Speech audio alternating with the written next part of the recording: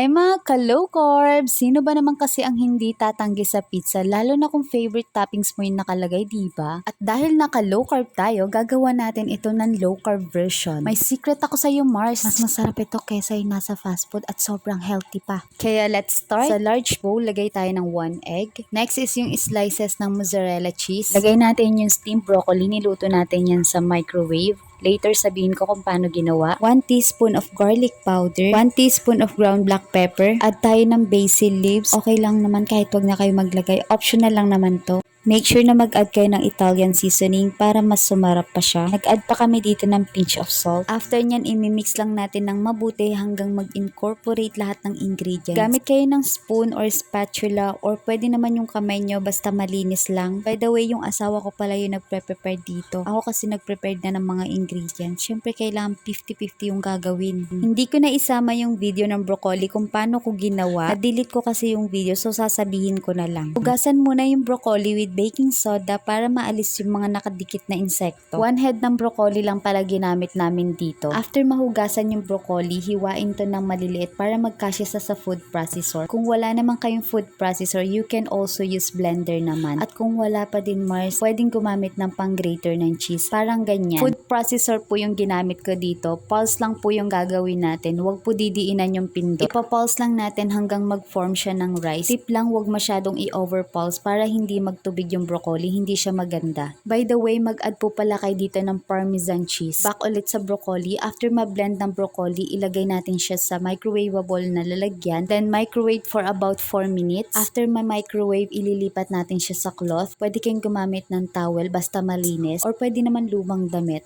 Tatanggalin kasi natin yung excess water ng broccoli. And make sure na malamig na yung broccoli bago nyo siya i-squeeze para naman hindi kayo mapaso. Pigaan nyo po ng mabuti yung broccoli bago nyo ihalo sa mga other ingredients or dito sa large bowl. Ganun lang po yung pag-prepared at pagluto ng broccoli. Mix lang natin yan hanggang mag-form siya ng dough. Kita nyo yan, Mars, para na siyang dough, so ililipat na natin siya sa baking sheet. Gamitin nyo na lang yung kamay nyo para mas mabilis nyo ma-form yung dough. Depende na po sa inyo kung anong shape ng pizza yung gusto nyo. Kung gusto nyo ng circle, diamond, star, or pa-zigzag pa yan, o depende na po sa inyo yun. Yun sa amin is rectangle, ayan. Habang pre-prepare nyo yung mga ingredients, make sure na naka-preheat yung oven nyo ng 218 degrees Celsius. Na-preheat na po yung oven dyan, binabaan ko yung temp niya ng 180 and binake ko siya ng 15 to 20 minutes. Ayan na po yung broccoli crust natin and lalagyan na lang natin siya ng mga toppings. First, lagay natin itong pizza sauce, homemade lang po yan. Depende na sa inyo kung anong mga toppings ang bet nyong ilagay. Yung sa amin, naglagay kami ng shredded na mozzarella cheese, yung white.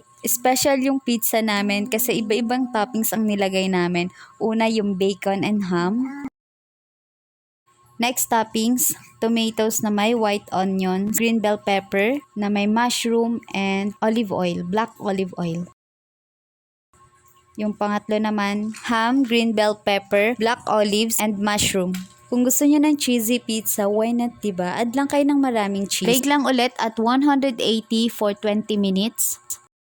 After 20 minutes, ayan, luto na siya, Mars. O, diba, ang ganda at nakakatakam na siyang tingnan. Sobrang sarap niyan, kaya kung nagki-crave ka ng pizza, must try to. Nag-add lang kami ng fresh herbs na basil and some Italian seasoning and dried chili garlic. Siyempre, ang favorite part natin is taste test.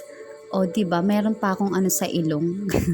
Huwag nyo na pong pansinin. Mukha lang pong hindi satisfy yung face ko dyan, pero sobrang sarap po niyan. Ito yung niluluto naming pizza pag nagki-crave kami. Pero syempre, Mars, hindi araw-araw or hindi din madalas kasi mahal pa rin po ang gulay. And syempre, kahit isang upuan mo lang to kakainin, hindi ka magigilty pag naubos mo lahat. So, yun lang. Thank you for watching and stay healthy, stay low carb. Bye!